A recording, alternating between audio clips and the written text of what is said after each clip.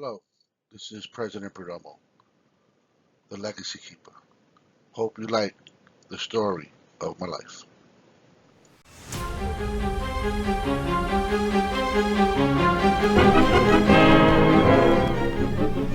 Tomorrow night, 15,000 cheering fans will pack Madison Square Garden in New York City to witness a giant basketball doubleheader.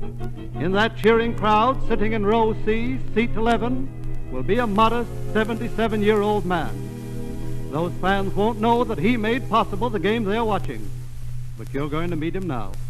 Sanger Coffee has brought him here tonight all the way from Lawrence, Kansas. Dr. James A. Naismith, the inventor of basketball. Dr. Naismith, how did you happen to invent basketball?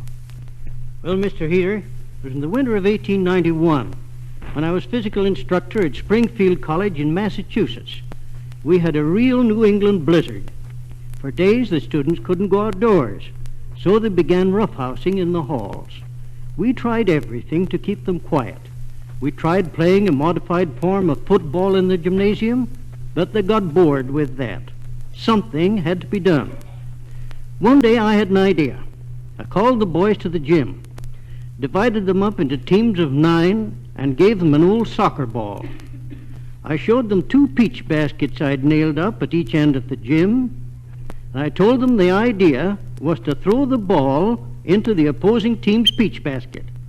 I blew a whistle, and the first game of basketball began. And what rules did you have for your new games, Dr. Naismith? Well, I didn't have enough, and that's where I made my big mistake. The boys began tackling, kicking, and punching in the clinches.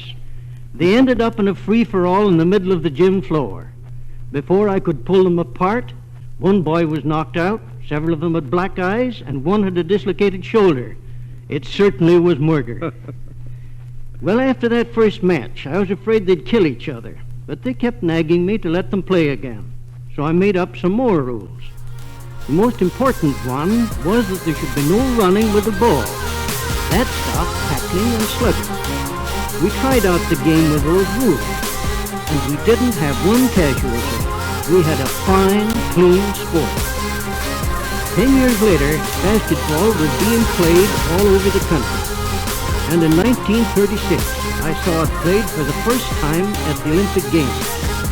And the whole thing started with a couple of peach baskets I put up in a little gym 48 years ago. I guess it just goes to show what you can do if you have to, David.